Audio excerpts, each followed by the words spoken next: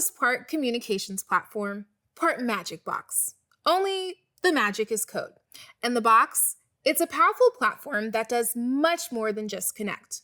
With Twilio, you can make or receive calls, or send and receive messages across channels like WhatsApp, SMS, and email.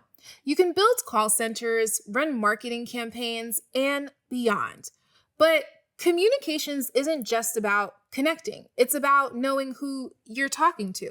It's about personalization. That's where Twilio's user authentication and identity solutions come in. Our Verify and Lookup APIs give you the context to personalize interactions while ensuring your users are exactly who they say they are. In short, with just a little code, you can build secure, personalized, and powerful communications experiences. Today, we're going to show you how to build stronger user verification and identity practices for your app, your business, or just for fun, if that's your thing. Before we start, there are a few things you'll need to have handy. You'll need a Twilio account. If you don't have one already, this is a good time to go sign up for Twilio.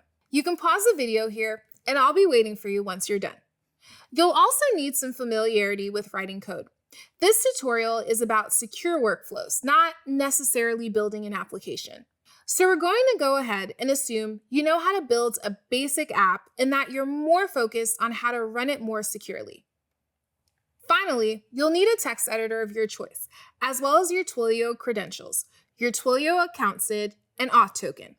Don't show them to us. Those are for your eyes only, but we're glad you have them ready. All right, it sounds like we're ready to go. So let's dive into using Twilio Lookup and Verify.